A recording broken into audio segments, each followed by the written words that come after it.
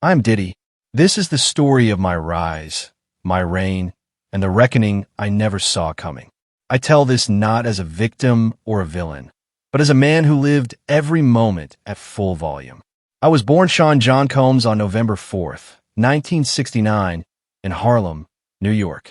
My father was killed when I was just 2 years old. My mother raised me with grit and ambition in Mount Vernon. I knew early on that I wasn't meant for an average life. From the jump, I had a hustle in me that couldn't be taught. I interned at Uptown Records in the early 90s, fetching coffee, watching, learning. That's where I saw the game from the inside. Soon enough, I was promoting parties that changed the vibe of New York nightlife. Then came the leap. In 1993, I launched Bad Boy Entertainment from scratch. No backing, no safety net, just vision. I signed a Brooklyn cat named Christopher Wallace. You know him as Biggie. Together, we changed hip-hop forever. When Big was murdered in 1997, part of me died with him. I mourned, and I created. I'll Be Missing You wasn't just a song. It was a eulogy, a declaration of loyalty, pain, and resilience. My debut album, No Way Out, went 7x platinum. The world knew my name. I am Diddy, and I built an empire. It wasn't just music. It was Sean John, my fashion line that broke into high-end design and won a CFDA award. It was Ciroc, a vodka that nobody believed in, until I turned it into $1 billion lifestyle. It was Revolt, my network, my voice in the culture. I was everywhere. Grammys, red carpets, Walk of Fame, Forbes covers.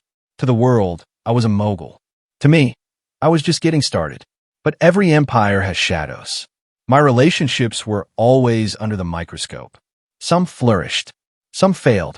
Cassie, Jennifer, Kim Porter, may she rest in peace. I loved, I lost, I grew.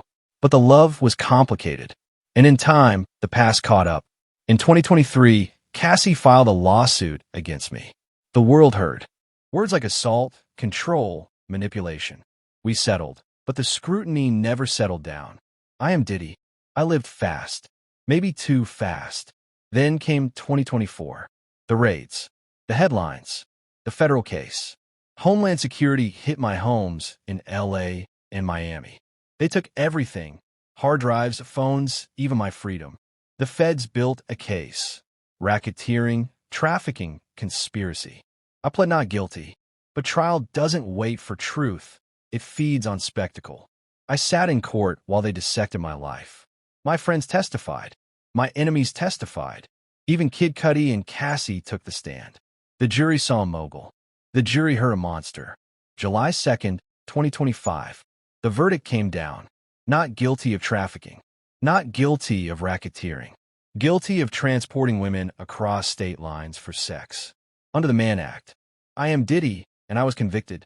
Now, I sit and wait for sentencing. October 3rd is coming. I'll join therapy, counseling, rehab. Not for leniency, but for clarity. For my children. For myself. There are more lawsuits. More accusations. The headlines won't stop. 50 Cent's making a docuseries about me. My legacy is being rewritten. Outside, lawsuits multiply. New allegations. Civil suits. Stories from the past, surfacing like old ghosts. 50 Cent is producing a Netflix docuseries on my downfall. Every day, a new headline rewrites who I am. But I'm still here. I'm still breathing. I am Diddy, and I'm telling my story not because I seek sympathy, but because the truth is never simple.